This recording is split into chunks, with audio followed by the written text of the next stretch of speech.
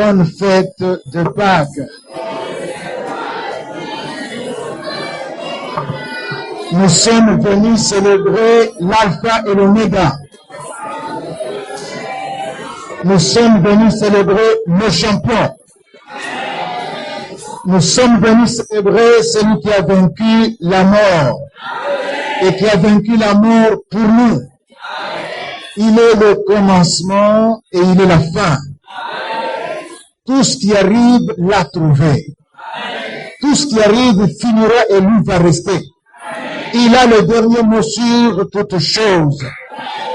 Le champion, c'est lui qui est le grand guerrier, le vainqueur du combat, Jésus-Christ. J'aimerais que nous l'applaudissions avec frénésie. Alléluia!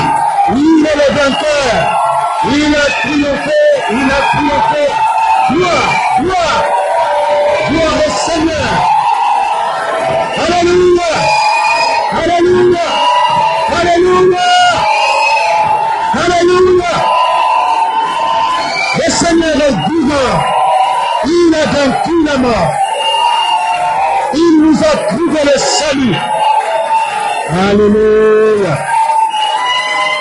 Alléluia. Gloire, gloire.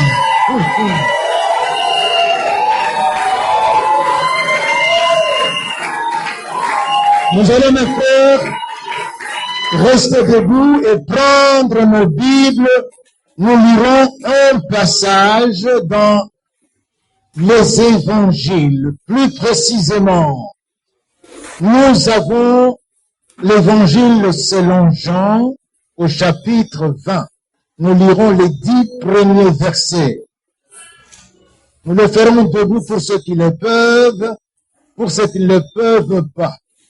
Même si votre corps est assis, puisse votre esprit être debout.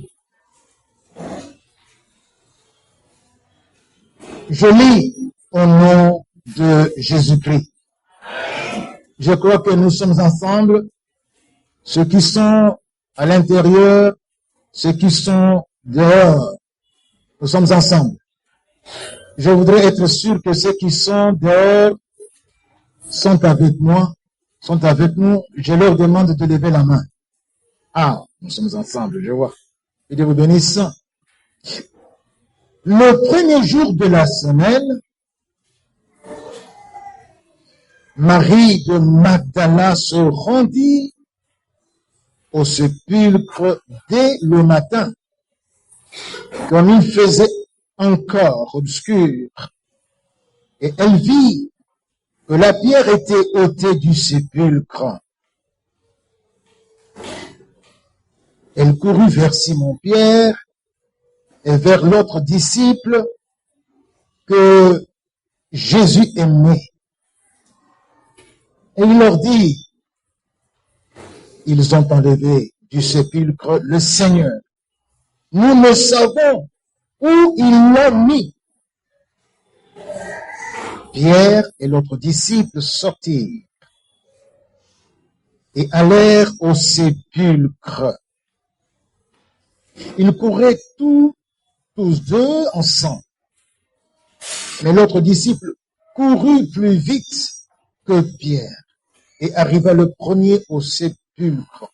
S'étant baissé, il vit les bandes qui étaient à terre. Cependant, il n'entra pas. Simon-Pierre, qui le suivait, arriva et entra dans le sépulcre. Il vit les bandes qui étaient à terre et le linge qu'on avait mis sur la tête de Jésus, non pas avec les bandes, mais plié dans un lieu à part. Alors, l'autre disciple qui était arrivé, le premier au sépulcre, entra aussi, et il vit, et il crut, car il ne comprenait pas encore que selon l'Écriture, Jésus devait ressusciter des morts. Jésus devait ressusciter des morts. La mort ne pouvait pas le retenir. Il est plus fort que la mort. Et les disciples s'en retournèrent chez eux. Mes frères bien-aimés, mes sœurs, asseyons-nous. L'intitulé de notre partage en ce dimanche pascal de l'an 2024, c'est-à-dire le 31 mars, le voici. La croix, centre du message du salut. La croix, centre du message du salut. Nous avons le message du salut, au centre duquel message se trouve la croix. Autrement dit, vous enlevez la croix, vous avez enlevé tout ce qui est central et ce message ne vaut plus que du papier. Bien-aimé, le Seigneur Jésus est bel et bien ressuscité. Quelqu'un peut dire Amen. Amen. Les traces qui attestent sa résurrection sont patentes. C'est un homme qui a laissé des traces.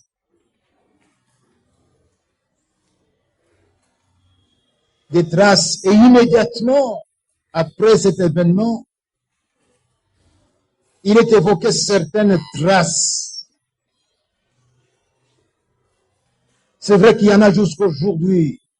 L'impact de la résurrection du Seigneur Jésus-Christ a des effets jusqu'aujourd'hui, jusqu'à son retour.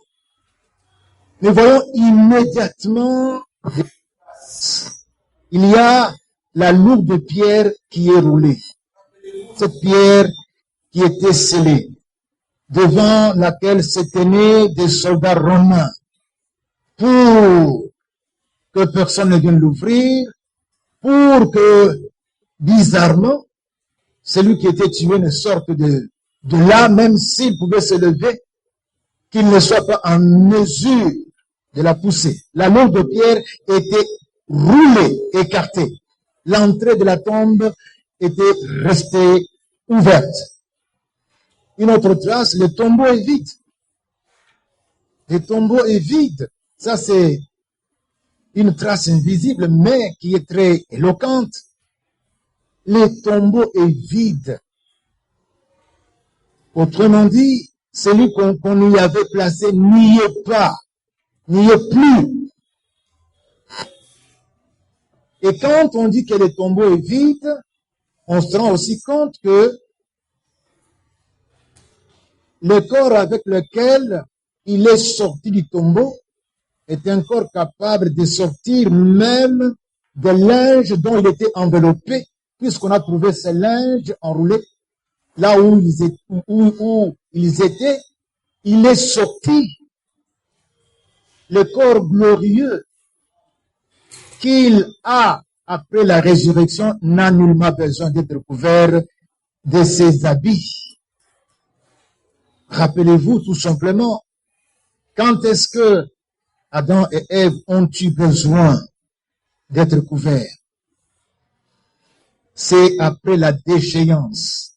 Mais je vous dis que là, ils étaient, c'est vrai, dans un état de communion avec Dieu, mais ce qu'ils étaient est au-delà, inférieur à ce que Jésus glorifié était devenu. Donc, pas besoin. Il n'y a rien qui le retient. Le mur, il traverse. La porte fermée, il entre. Il sort. Il apparaît tout comme il peut disparaître. Le corps glorieux, ce corps n'est plus là. Voilà une trace encore.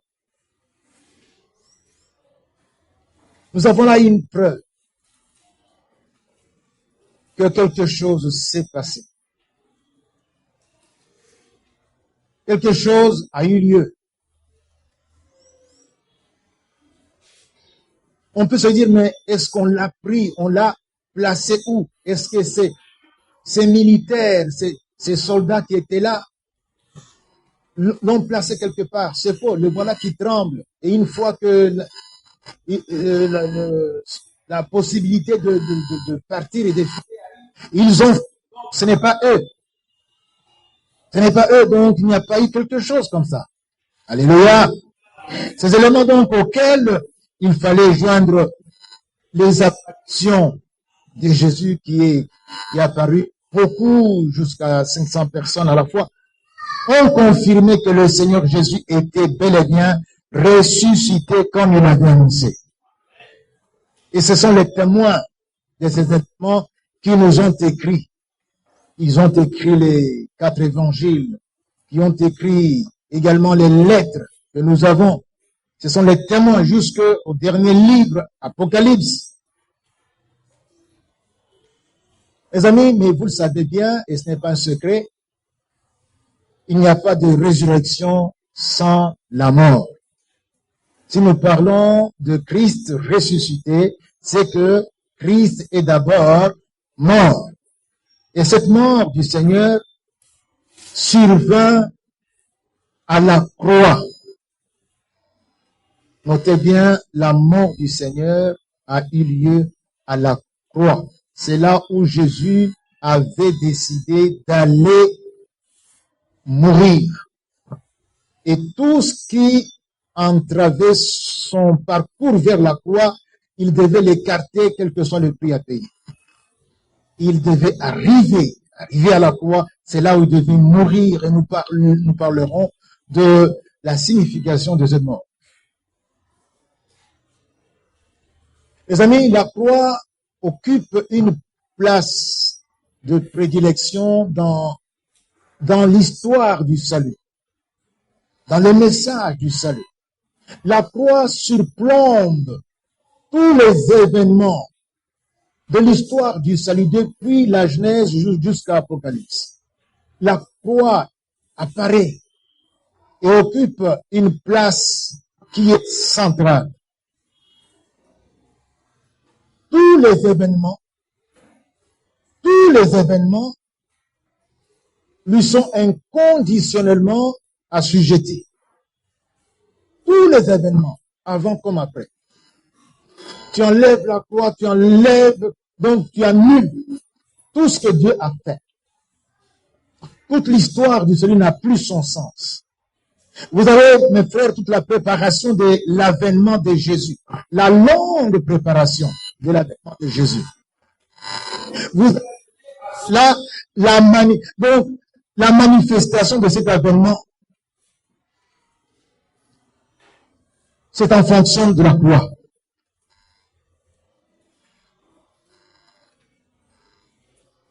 Ça n'a de sens que en fonction de la croix, que par rapport à la croix. Tout ce qui se préparait, toute la vie de Jésus, tout cela n'a de sens que par rapport à la croix. De même, après la croix, tout se décline en fonction de la croix. Tout ce qui se fait, vous avez les actes, c'est pour proclamer la croix de Jésus. Paul dit, je ne prêche autre chose que Christ et Christ crucifié. C'est ce qu'ils sont en train de prêcher. Donc, ils proclament Christ crucifié. Et pour les Juifs, c'est tout à fait quelque chose d'aberrant. Pour nous les païens, c'est une folie. C'est quoi ça? La croix, et vous venez prêcher un sauveur crucifié. Oui, c'est le message que nous avons. Christ et Christ crucifié. Alléluia. Et vous prenez les épîtres, mon frère, ma soeur, vous commencez de l'épître romain jusqu'à Jude. Vous n'avez qu'à expliquer cet événement central. La crucifié, la croix. Vous expliquez ça. C'est ce qui est expliqué. Christ crucifié. Tout part de là. Sans la crucifixion de Christ, on ne pouvait pas parler des épîtres. Et quand vous terminez avec le livre d'Apocalypse, c'est justement pour accomplir ce pourquoi Christ a été crucifié. Alléluia. Alléluia. L'accomplissement de ce pourquoi Christ est allé jusqu'à la croix. C'est pour que, comme lui a vaincu et s'est assis sur le trône de son Père, tout celui qui vaincra puisse aussi s'asseoir à ses côtés sur le même trône. Ça s'appelle l'accomplissement de sa mission. Christ est venu te chercher dans la mort, où tu étais sous le pouvoir de domination de Satan avec ses agents, pour non pas seulement te libérer, parce que quand tu connaîtras la vérité et la vérité te rendra libre, quand le Fils vous a franchi, vous serez réellement libre, c'est vrai, mais il y a plus que ça. C'est pour que tu retournes avec lui là d'où il est venu, non pas dans la périphérie, quelque part dans cette cité céleste, non, mais comme régnant avec lui, d'après ce que nous lisons dans les Écritures, et assis dans la gloire sur son trône. Et tout cela, c'est grâce encore une grâce à la croix. Quelqu'un dit Amen. La croix où mourit Christ, c'est le premier point. Il y aura 2 points seulement. Christ et la croix où il mourit. Christ Jésus, mes frères, mes sœurs, Christ est allé à la croix avec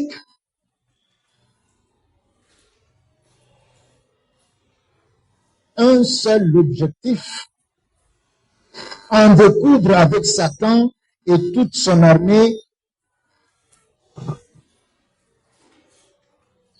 qui nous gardait sous leurs bottes, en découdre avec Satan qui nous avait à sa merci. Pourquoi la croix? Mais c'est parce que la croix, c'est son terrain de prédilection.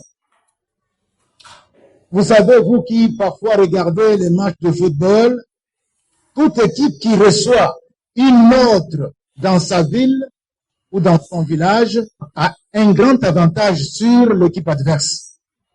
Parce qu'il connaît le terrain, parce qu'il est devant son public, parce qu'il a une certaine assurance, une certaine ascendance psychologique. Et il aborde cette partie avec plus d'optimisme. Pourquoi? C'est sur son terrain. Et le terrain où Christ est fort, où Christ est à l'aise, où Christ triomphe, s'appelle la croix. La croix. Quelqu'un dit la croix. Mes frères, Satan nous poursuivait l'humanité. Vous savez, quand vous voyez parfois le chat qui s'amuse avec une souris, qui est vraiment à sa merci, il peut attendre. Et quand la souris essaie de fuir, le chat rattrape, et puis encore lâche un peu. S'amuse ainsi. La souris est à sa merci. Donc jusqu'au moment fatidique où celle-ci va être mangée. Et Satan nous prenait un malin plaisir de nous terroriser, de nous faire souffrir.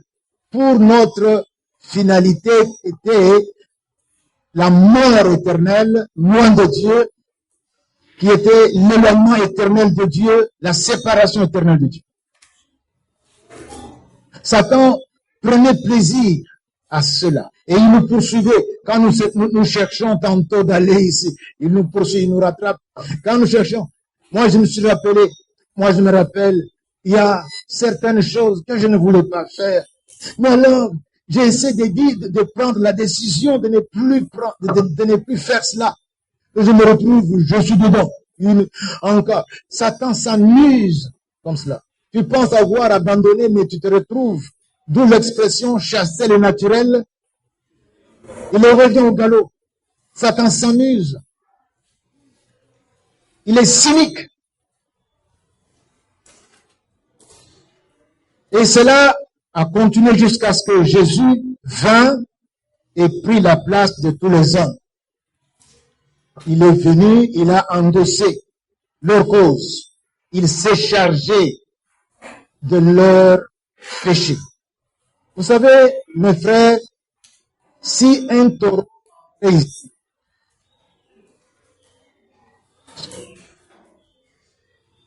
viens. Si un taureau entrait ici, ma fille ici va être malheureuse. Vous savez pourquoi? Pourquoi? Elle est en rouge. Donc, le taureau va la poursuivre partout. Mais si elle prend cette robe et me la donne, le taureau va cesser de la poursuivre. Et vous dites, non, tu as beau refuser, c'est toi qui vas poursuivre. Tu as porté la robe rouge. Et c'est la situation dans laquelle nous nous trouvions. Satan nous poursuivait, ma grande fille. Est-ce qu'on peut applaudir la fille, notre fille? Parce qu'en plus, elle a incarné, elle note. Est-ce qu'on peut encore l'applaudir?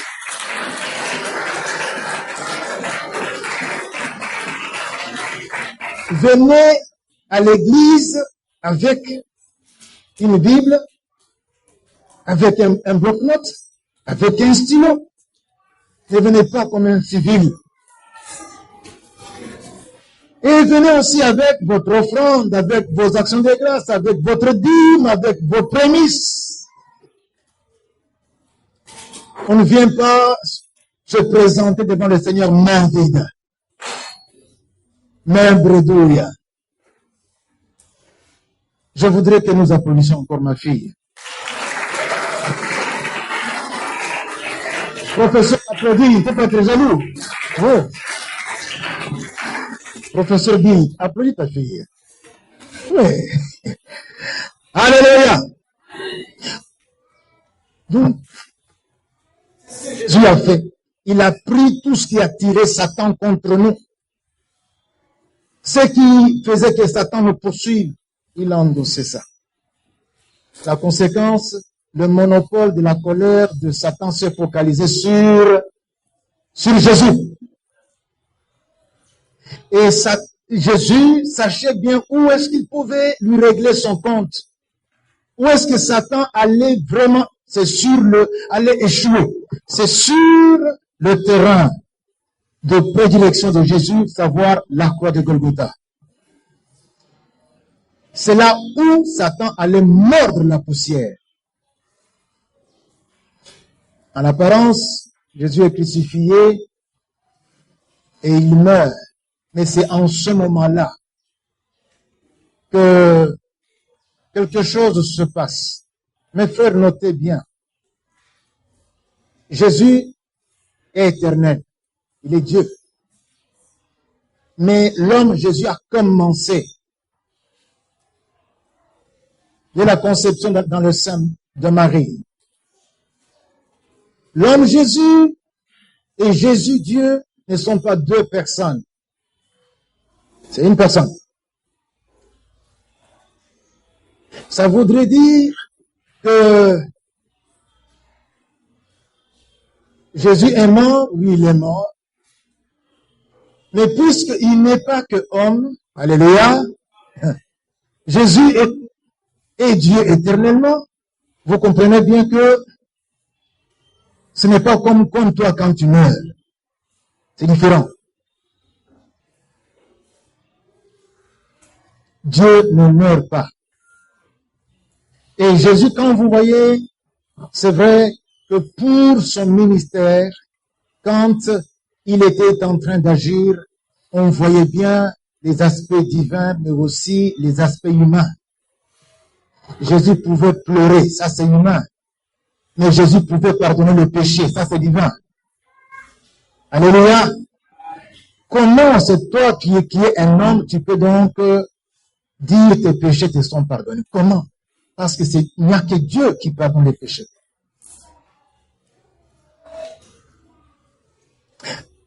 Nous lisons dans le chapitre 9, versets 26 et 28. Il aurait fallu qu'il eût souffert plusieurs fois depuis la création du monde. Tandis que maintenant, à la fin des siècles, il a paru une seule fois pour abolir le péché par son sacrifice. Il fallait gérer la question du péché qui revenait à l'homme. Pour cela, il fallait ce sacrifice. C'est Christ qui devait se présenter devant Satan et qui devait livrer bataille. De même, Christ qui s'est offert une seule fois pour porter les péchés de plusieurs, pour endosser les péchés de plusieurs, apparaîtra sans péché une seconde fois à ceux qui l'attendent pour leur salut. Amen. Entre le fait qu'il a triomphé de l'ennemi Satan à la croix et le moment ultime, il y a un temps. Et ce temps, c'est celui pendant lequel nous sommes en train d'évoluer. Et Christ va venir, il me dit, pour ceux qui l'attendent pour le salut.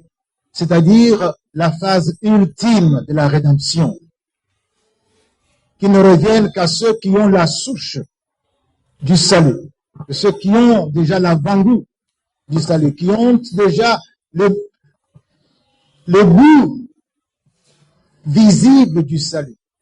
Et les goûts visibles du salut, c'est ce que tu vis dans ce siècle-ci.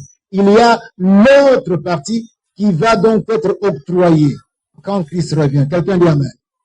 Nous lisons dans Colossiens, chapitre 2, versets 14 à 15.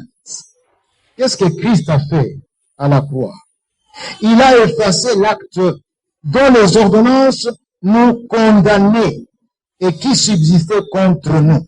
Mon frère, ma soeur, j'ai une bonne nouvelle pour toi qui a des péchés, qui a commis des péchés dont tu as honte, les péchés qui t'enfoncent, les péchés déstabilisent, les péchés qui t'empêchent même à lire la Bible, les péchés qui te font hésiter pour venir là où se trouvent les chrétiens. Je voudrais ici te dire que Christ a effacé l'acte dont les ordonnances nous condamnaient, donc te condamner cet acte qui subsistait contre toi. Christ a effacé, ça n'existe plus, il a déchiré ça. Ta condamnation a été résorbée dans le sacrifice de Christ. Quelqu'un dit Amen. Il l'a détruit en le clouant à la croix. Il a dépouillé les dominations, les autorités, donc le précaré de Satan, ceux avec qui Satan régnait sur nous, nous écrasant, nous gardait sous les lourdes pierres. Il les a dépouillés. Il les a livrés publiquement en spectacle, en triomphant d'elle par quel moyen? En triomphant d'elle par quel moyen? Par la croix. Par la croix. Satan ne tient pas. C'est pourquoi nous tous qui servons Jésus-Christ, notre bannière de gloire, c'est la croix. Non seulement nous sommes des hommes et des femmes de la croix, mais aussi nous servons Dieu pas avec la philosophie de la croix. Et ne peut servir Dieu avec cette philosophie que celui qui est passé par la croix. La croix, c'est le brisement du moi. La croix, c'est ce qui empêche qu'il y ait écho dans notre vie par rapport à l'invitation de Satan. Satan nous invite, mais il n'y a pas le feedback. Il n'y a pas le co-retour. Pourquoi? Parce que ce qui pouvait résonner en nous par rapport à l'appel de Satan, à l'attrait de Satan, est mort. Commence là par le brisement. C'est pourquoi lorsque Dieu te brise, mon frère, ma soeur, réjouis-toi. La puissance du péché est en train d'être détruite, réduite, anéantie. Et de plus en plus, l'homme nouveau en toi devient fort, de plus en plus fort. Et tu deviens de plus en plus victorieux, tu deviens de plus en plus victorieuse. Quelqu'un dit Amen. Alors, mes frères, Christ a livré un combat formidable et a largement remporté une victoire irréversible. Alléluia! Nous en avons des traces significatives, on y a fait allusion.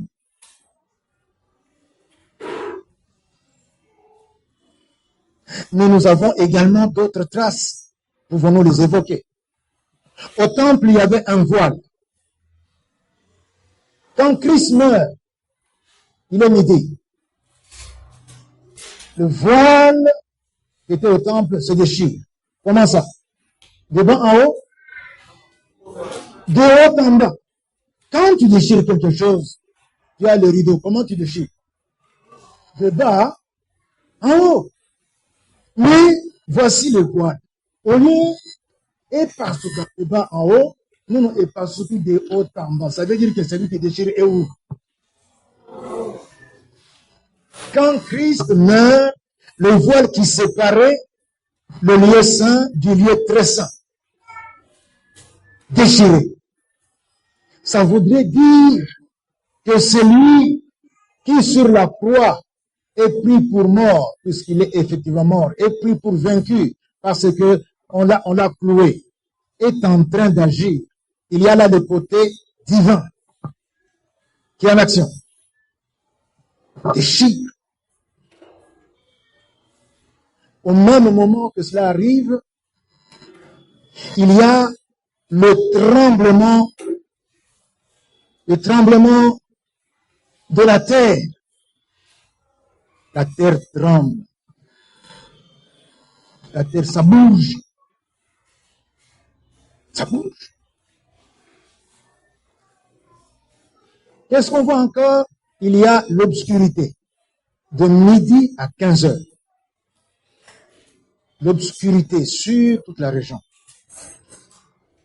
Il est reporté sur toute la terre. L'obscurité. L'obscurité. Qu'est-ce qui arrive encore? Christ est mort. Mais qu'est-ce qui arrive? Les tombeaux s'ouvrent. Les tombeaux des saints. De ceux qui étaient morts dans le sein d'Abraham. Ces tombeaux s'ouvrent. Les tombeaux des saints s'ouvrent. Et il est dit que à la résurrection, les saints là ont été vus dans la ville de Jérusalem.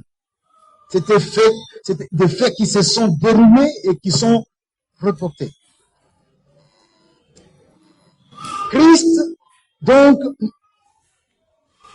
lorsqu'il est à la croix, il est en train non seulement de livrer la bataille, mais aussi il gagne de victoire en victoire, il gagne tout sur toute la ligne. Pierre nous dit ceci dans 1 Pierre 3, versets 18 à 20. 1 Pierre 3, 18 à 20. Il est dit ceci. Christ aussi a souffert une fois pour les péchés. Voilà pourquoi il a souffert. Aye comme mon combat. Il s'est endossé au Yozaki na sumu na biso nyonso. Par conséquent, la colère de Satan s'est dirigée sur lui. Par conséquent, il était séparé de son père. Mon père, pourquoi m'as-tu abandonné? C'est à cause du péché. Ces paroles sortent pour qu'on sache ce qui était arrivé à Christ lorsqu'il était à la croix. Lui juste pour les injustes, afin de nous amener à Dieu. En fait, de nous amener où? À Dieu. Ayant été mis à mort quant à la chair, quant à la nature humaine, mais ayant été rendu vivant quant à l'esprit. Notez bien que l'esprit Saint était avec Christ partout. Il était rempli, il était loin du Saint-Esprit. Et tout ce qu'il faisait, ce n'était pas sans le Saint-Esprit. Et quand Dieu agit, c'est toujours Père, Fils, Saint-Esprit. Donc les trois personnes en harmonie, en symbiose. Et ici, nous avons l'Esprit, Christ a été ramené à la vie, rendu vivant.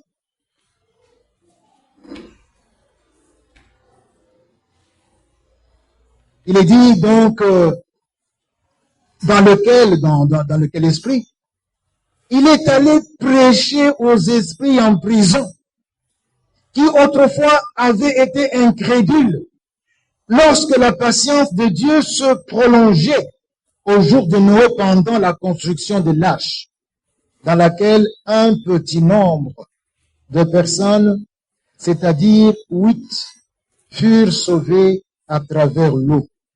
Quelle que soit l'interprétation qu'on donne à cette descente de Christ dans les lieux inférieurs, il est parlé des esprits qui étaient en prison, qui autrefois avaient été incrédules. Qu'est-ce qu'il est parti dire à ces esprits? Nous le saurons bien sûr quand nous serons au ciel, et à moins que Dieu le veuille qu'on sache sur la terre. Mais cette descente, Christ dans ce milieu-là, a fait que pendant qu'il était en train de prononcer des verdicts à ces esprits qui étaient entêtés, des esprits qui étaient en harmonie avec lui, qui étaient en communion avec lui, on les a vus. Ces esprits, leurs tombes se sont ouvertes. Ils sont sortis. C'était un spectacle vraiment hallucinant. Ils sont sortis, on les a vus. Quelques-uns ont été vus. Pas pour qu'ils restent vivants sur la terre. C'était justement pour rendre évident, pour rendre réel le fait que Christ, il se passe quelque chose dans le monde visible et dans le monde invisible. Le fait que Christ soit arrivé là, ça bougeait les choses. Il parle aux esprits qui étaient entêtés. Mais puisqu'il est arrivé là, les esprits qui étaient en harmonie avec lui, leurs tombes se sont ouvertes et on dit qu'ils sont apparus. Et Dieu est capable de faire cela. Alléluia. Alléluia. Christ est ainsi à la croix en train de réaliser sa mission. Parce que la mission de Christ consistait à mourir et à ressusciter. Et la première phase, c'est à la croix. C'est à la croix. Mes frères, je finis avec le deuxième point. Après la mort, la résurrection. Quand Christ meurt à la croix, Joseph d'Arimathée ainsi que Nicodème s'arrangent pour que, avant le commencement du sabbat, il dépose le corps de Christ dans une tombe, la tombe qui appartenait à Joseph d'Arimathée. À Joseph d'Arimathée.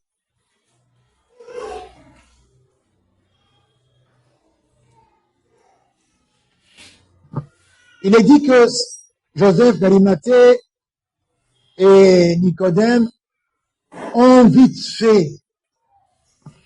Il y avait donc à côté de cette croix où Christ était crucifié, d'après ce que nous lisons dans Jean 19, verset 41, or il y avait un jardin dans le lieu où Jésus avait été crucifié. Et dans le jardin, un sépulcre neuf où personne encore n'avait été mis. C'est dans ce jardin. Et là, ce jardin-là me rappelle un autre jardin.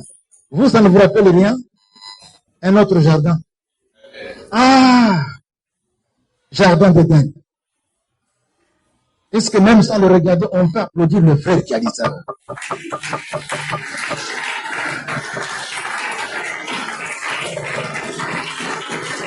Jardin d'Éden. D'un jardin à l'autre jardin. Alléluia. Jardin d'Éden.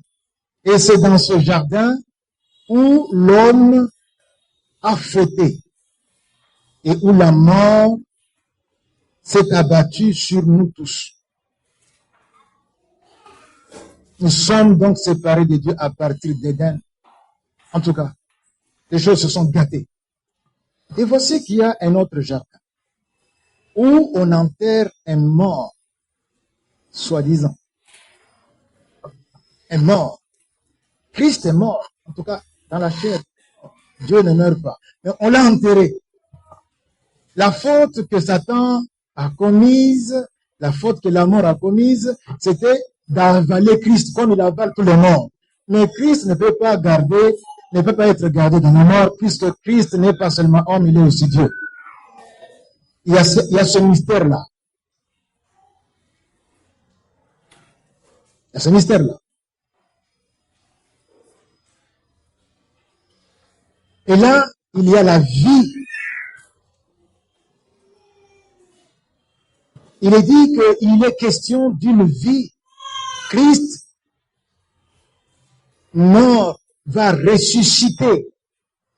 Mais à la gloire, contrairement à l'homme qui était abaissé, qui était dégradé, qui avait connu la déchéance et qui était entré dans la mort, donc séparé de Dieu. Mes frères, mes sœurs, si nous lisons la prophétie à propos de Jésus, nous sommes dans le psaume 16. Qu'est-ce que nous trouvons là? Il est dit ceci, dans ce psaume, verset 9. Aussi mon cœur est dans la joie. C'est l'esprit de Jésus qui parle ici. Aussi mon cœur est dans la joie, mon esprit dans l'allégresse, et mon corps repose en sécurité. Car tu ne livreras pas mon âme au séjour des morts. Tu ne permettras pas que ton bien-aimé voie la corruption. Amen. Tu ne permettras pas que ce corps de ton bien-aimé voie la corruption. La corruption atteindra tous les corps des humains. Même Lazare, quand il est revenu, c'était avec un corps qui est encore corruptible. Mais Christ ne connaîtra pas la corruption. Alléluia. C'est une faveur qui était réservée au corps Christ. Depuis la prophétie qui a été... Et quand Pierre va parler dans Acte 2, vous verrez cela dans Acte 2, 31, il fait allusion à cette prophétie pour dire qu'il ne s'agit pas de David, il s'agit de Christ. Et puisque ce corps n'allait pas connaître la corruption, non seulement ce corps allait sortir de la tombe, mais il allait sortir de la tombe glorifié, à jamais glorifié. Alléluia. La résurrection de Christ est la preuve que son sacrifice à la croix, à notre place, a été agréé, a été accepté.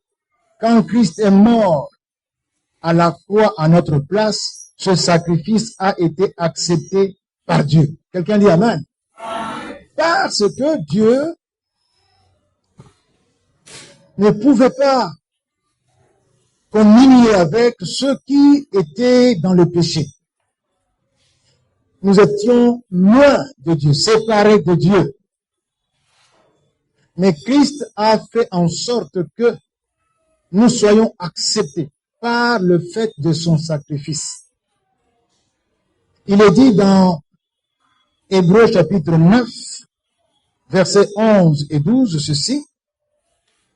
Mais Christ est venu comme souverain sacrificateur des biens à venir. Il a traversé le tabernacle plus grand et plus parfait, qui n'est pas construit de main d'homme, c'est-à-dire qui n'est pas de cette création. Donc c'est le tabernacle original, dont Moïse s'est servi de modèle pour construire le tabernacle qu'ils avaient dans le désert. C'est ce tabernacle-là que Jésus a traversé et il est entré une fois pour toutes dans le lieu céleste, dans le lieu très saint, non avec le sang de bouc et de veau, mais avec son propre sang, ayant obtenu une rédemption éternelle. Alléluia! Alléluia! Christ est entré avec son propre sang, le sang du juste, le sang de celui qui n'avait pas commis le péché et qui a vaincu le péché. Il vient lui-même le sacrifice, lui-même le sacrificateur. Alléluia. Lui-même sacrificateur, lui-même sacrifice. Et on prend le sacrifice, on l'immole, et après l'avoir immolé, on prend son sang et on l'amène. On traverse le tabernacle fait des mains d'homme avec ce sang devant Dieu. Ici, il est question du tabernacle original, du Saint des Saints, là où Dieu réside, et Dieu a agréé ce sacrifice. Le fait que Christ est ressuscité, donc il a accompli cela. Alléluia. Avec le premier homme, comment il s'appelle? Adam. Tu t'es retrouvé sans l'avoir choisi dans ses reins. Puisque c'est ton ancêtre. Par conséquent, ce qui arrive à Adam, tu vas le subir. Quand on chicote Satan, donc Adam, donc tout ce qui est Adam reçoit la chicote. Or toi, tu étais dans les reins de Adam. Ça voudrait dire que ce qu'il a subi, il te l'a fait subir aussi. Sans avoir choisi, tu t'es retrouvé séparé de Dieu. Vrai ou faux? Vrai ou faux? Mais maintenant, le Christ ressuscité, puisque Christ a vaincu la mort. Christ est le quantième Adam. Ah non. Il est plus que ça. Il est le dernier. Avec le dernier, Adam, comment est le topo? Tu as le choix de devenir membre de son corps. Tu peux ou ne pas vouloir. Au Yaliboso, tu t'es retrouvé sans l'avoir choisi.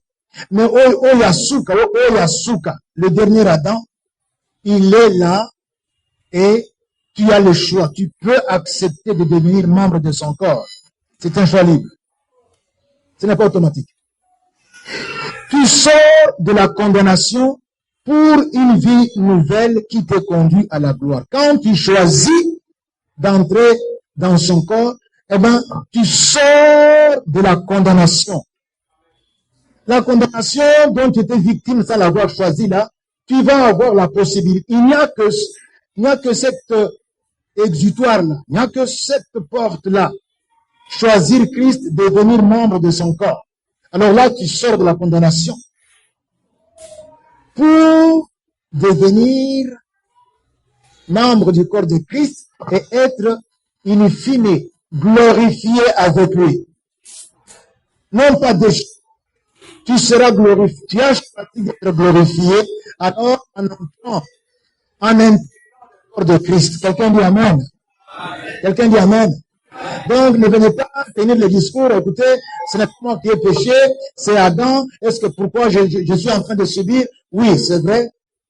Là, on t'avait fait subir cela, mais maintenant tu as le choix de quitter cette condition-là.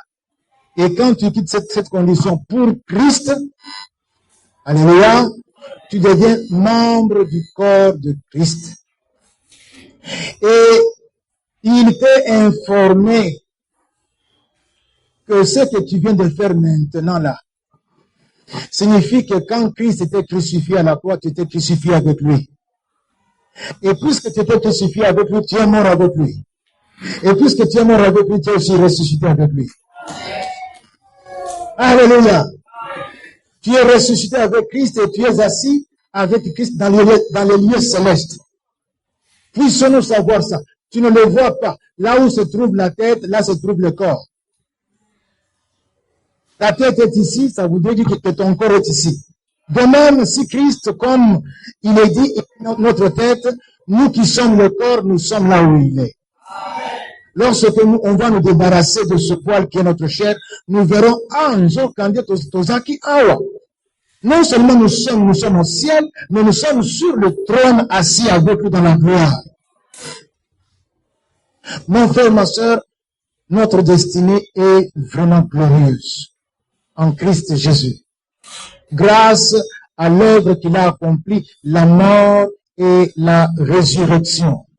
Christ est venu avec cette vie pour toi. Il dit, écoutez, le voleur est venu avec comme projet, avec comme cahier de charge, pour égorger, pour dérober, pour détruire. Dérober, égorger, détruire. Moi, je suis venu. Alléluia. Pour vous arracher à ses griffes. Moi, je suis venu. Pour renverser l'homme fort qu'il est. Moi, je suis venu. Pour l'écraser comme quand on a triomphé de quelqu'un, on pose le pied sur lui. Moi, je suis venu pour que vous contempliez ma victoire sur votre ennemi. Je suis venu vous rendre la vie. Et quelle vie? Une vie en abondance. Je suis venu moi-même me donner à vous. Voilà ce que Christ est venu, c'est cette vie-là. C'est pour vivre, mener cette vie-là avant d'entrer dans la gloire. Avant d'entrer dans la gloire. Et puisque nous sommes sur cette terre, donc nous devons savoir que nous ne devons pas passer à côté de ce qui nous est réservé. Il y en a beaucoup qui vivent distraits.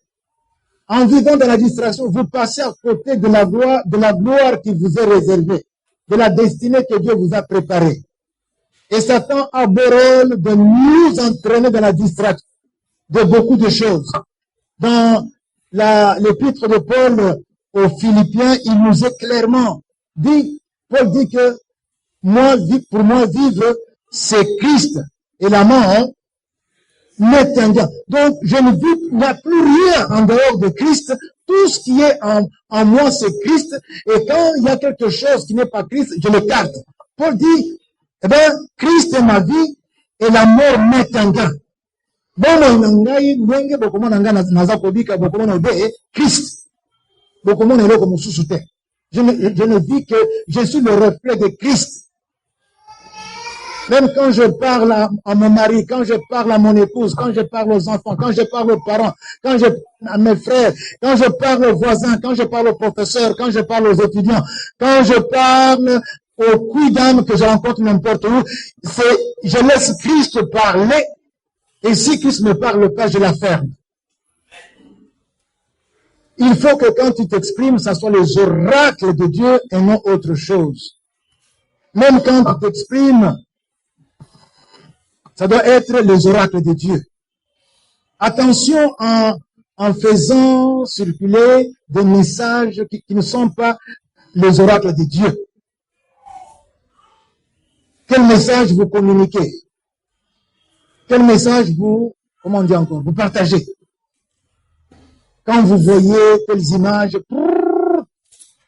c'est aussi une façon de parler, mais qu'est-ce que tu es en train de dire? Est-ce que Dieu parle? Si Dieu ne parle pas, katayango. Et Paul dit ici que si je vis, en tout cas moi là, ce n'est plus moi qui vis. C'est Christ qui vit en moi. Philippiens 3, 7 à 11. Le même apôtre dit ceci. Mais ces choses, mettez dans ces choses tout ce après quoi nous courons. Tout ce après quoi Paul courait autrefois. Tout ce après quoi, d'une façon naturelle, les hommes courent. Mais ces choses qui étaient pour moi des gains, l'honneur, la gloire, l'argent, les biens, même les plaisirs, qui étaient pour moi des gains, je les ai regardés comme une perte à cause de Christ. Alléluia. À cause de Christ. Et d'être trouvé en lui, non avec ma justice, celle qui vient de la loi, mais avec celle qui s'obtient par la foi. Nous marchons par la foi et non par la vue. La foi en Christ, la justice qui vient de Dieu, par la foi.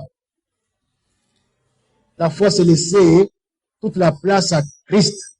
C'est comme quand tu es assis au moni supérieur à côté, au longwe, au ticket lié place. Au moni, donc, plutôt à côté, au télémi, au PC kit. afin que tout le regard soit tourné vers lui et non vers toi. C'est ça la foi. La foi, mes frères. Si, afin de connaître Christ et la puissance de sa résurrection et la communion avec de ses souffrances, en devenant conforme à lui dans sa mort, pour parvenir, si je le prie, à la résurrection d'entre les morts en vue de la gloire éternelle. Quelqu'un dit Amen. On dit Amen. Mes frères, mes sœurs, nous avons tout intérêt à résister à Satan. À cause de cette connaissance que Paul avait acquise de Jésus-Christ. Il avait compris que ce qui constituait autrefois la priorité devait prendre la deuxième place, la place secondaire. Je vous dis, mes frères, mes sœurs, que manger, c'est une bonne chose. Jésus mangeait. Et quand Marthe préparait, c'était pour qu'il mange. Et qu'il a même mangé ce jour-là. Mais quand il compare ce qu'avait fait Marie et ce qu'avait fait Marthe, Jésus dit que Marthe s'inquiétait, s'agitait, retenez ce verbe, s'inquiéter, s'agiter pour beaucoup de choses. Mais Marie a choisi la bonne part. Paul avait choisi aussi la bonne part. La bonne part, c'est Christ. Il faut qu'il croisse et que tu diminues. Et quand on regarde ta vie, c'est Christ. C'est comme on nous appelle chrétiens. Ceux dont la vie reflète Christ. Et ça doit être ça, mes bien-aimés. Dans le secret, tout comme au grand jour. Ça doit refléter Christ. C'est par là, mes frères, que nous devons arriver. Et c'est pour cela que Christ est allé à la croix. Il est mort. La croix est au centre du message du salut. Mais la croix est aussi au centre de la vie du sauvé. Je reprends. La croix est au centre du message du salut. Mais la croix doit aussi rester au centre de la vie du salut. La vie de celui qui est sauvé, qui est le salut. Si la croix n'est plus au centre, ça veut dire que tu es en train de dévier et de laisser la gloire qui t'est réservée. Je voudrais parler à quelqu'un aujourd'hui. Regarde ta vie. Par le fait que tu t'es mis au centre, tu as attiré, bien sûr, tout vers toi, avec toutes les justifications du monde. Mon frère, ma soeur, quitte le centre. Laisse la croix au centre. Alléluia. Que la croix soit élevée. Christ crucifié soit élevé. Et qu'on ne voit que Christ. Et vous savez bien, quand on voit Christ, c'est le salut. Quand on voit Christ, on est attiré à Christ. Et comment cela, c'est quand toi tu te mets à côté de Christ et Christ est élevé. Quand toi tu diminues et Christ est vu. Or, sur 24 heures, combien d'heures nous réservons à Christ chaque jour? Nous sommes à gauche, à droite, dans des choses que appellent ce qui était autrefois des biens, ils les regardent comme une perte. Vous regardez ça comme étant l'objectif à ne pas rater. Mon frère, ma soeur, avec cette fête de Pâques, où nous célébrons la mort et la résurrection, je prie que ta vie spirituelle qui était morte en toi ressuscite. Qu'elle ressuscite, qu'elle quitte la mort et qu'elle puisse, en tout cas, s'imposer dans l'espace de ta vie, qu'on ne te reconnaisse plus, qu'on ne voit que Christ et Christ seul. Je voudrais que tu baisses la tête dans la prière.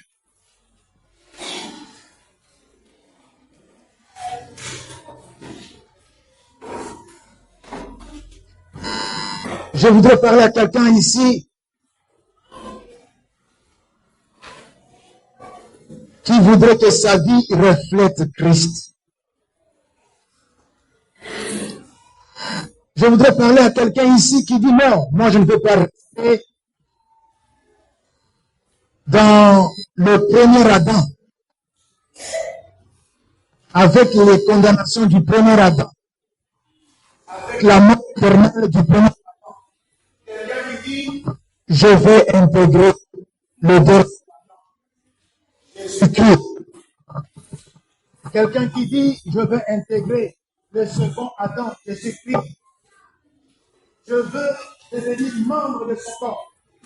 Je veux aussi avoir peur à la vie qu'il apporte ici sur la terre. Je veux avoir peur à la vie qu'il m'a réservée, qu'il m'a préparée sur le trône de gloire au ciel. Je parle à cette personne.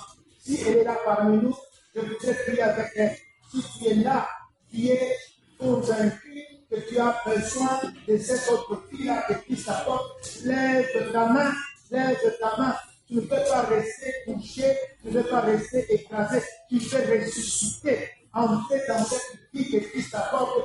Lève ta main, là où tu es. J'aimerais prier avec toi. Cette fête de la résurrection que nous célébrons sera aussi ta résurrection de cette ancienne condition pour entrer dans la vie nouvelle que ce Christ apporte et qui va te conduire inéluctablement au ciel dans la gloire éternelle avec le Père. Lève la main, je vous prie avec toi. Je vous prie avec toi. Merci beaucoup pour la main. Merci. Encore, merci beaucoup. Lève ta main, mon frère, ma soeur. Lève ta main. C'est l'occasion. Et saisissez l'occasion comme cette femme qui avait vu Jésus passer et qui avait saisi sa robe. C'était l'opportunité à ne pas manquer, à ne pas rater. Je te parle, et quand tu ne lèves pas ta main, en tout cas là où tu es, garde toujours tes yeux fermés. Baisse ta tête, ne laisse pas ta tête, tes yeux ouverts. Je parle à quelqu'un, ferme tes yeux, baisse ta tête, et là où tu es, merci beaucoup pour la main célèbre. Levez la main plus haut que votre tête. Merci beaucoup. Levez, qui que tu sois, si Dieu t'a pas dit, en tout cas moi je quitte cette mort. Parce que avec le premier Adam, c'est la mort. C'est la mort. Et avec le dernier Adam, c'est la vie éternelle. Lève ta main, s'il te plaît, encore une fois. N'hésite pas. N'hésite pas. La main qui s'est levée. Que cet enfant, je vais prier avec toi. Que tu sois dehors, que tu sois dedans. Lève ta main. Merci beaucoup. Et je vous supplie pour tous, fermez vos yeux, laissez la fermez vos yeux, laissez la vous qui avez la main levée, fermez vos yeux. Merci Dieu qui avait fait ma paix. Mettez-vous debout là où vous êtes. Un peu plus. Avec la main levée, vous me regardez pas. Aidez-vous un peu plus. Comme ça, aidez-les comme ça. Regardez-moi. Si toi qui es assis, tu es dit, tu dis, je vais aussi, lève-toi. La porte est encore ouverte. Le panier, si tu l'as encore, tu peux aussi te lever. Lève-toi, mon frère. Lève-toi, mon frère. Toi qui es là, lève-toi. Tu fais ça. Vous autres, c'est votre tête. Je voudrais venir avec mes frères et mes soeurs. Ce sont mes soeurs. Jésus-Christ, ma prière, en ce jour où nous célébrons la résurrection, et que de là où j'étais captif, de là où j'étais captif, j'ignore leur captivité, je ne la connais pas. Toi, tu la connais. Ma prière est que, avec ce geste, avec ses mains levées, tendues vers toi, il y ait une opération que tu déclenches, là, à partir du trône qui te assis. Je sais que, immédiatement, en ce moment, tu déclenches cette opération et tu la déclenches debout. Tu es debout. Le ciel est debout pour recevoir ceux qui quittent l'asservissement.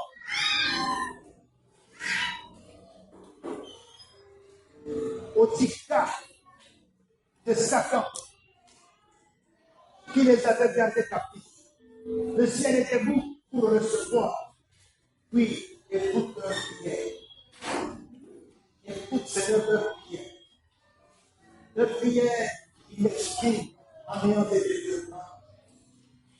Seigneur Jésus, voilà ce que tu as caché. Je te les recommande. Mon frère, ma soeur, dans ton cœur. Ouvre ton cœur. Et dis à Jésus, dis Seigneur, je veux te bénir. Mange ton corps. Je veux te bénir. Mange ton corps. Je veux faire partie de ton corps.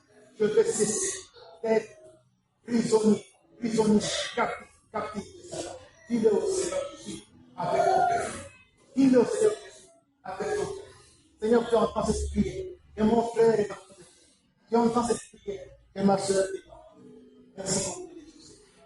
Amen. L'assemblée est tout entière sur lui.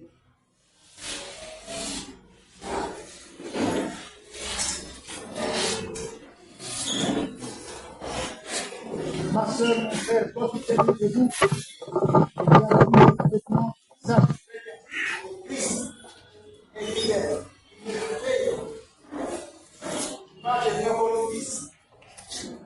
Et ce jour, le 31 mars, le 24 septembre, retiens cette date. Délivrer la paix, ne chasse pas ceux que je lui envoie. Assemblée, je vous invite à quitter la distraction. Pour mettre en œuvre le salut et faire une bonne priorisation, choisir la bonne parole nous le dit. Nous levons aussi nos mains qui dépassent notre tête. Parlez à Christ. Dites-lui que comme Paul, vous aussi, vous choisissez la meilleure part. La bonne part, c'est Christ. Et vous abandonnez toute autre chose qui vous empêche de réserver à Christ la première place. Dites-lui que comme Christ avait vécu, vous aussi, vous voulez ainsi vivre. Dites-lui que moi-même, je ne saurais pas, mais avec l'aide du Saint-Esprit, je crois que j'y parviendrai. Parlez ainsi au Seigneur, s'il vous plaît. Priez.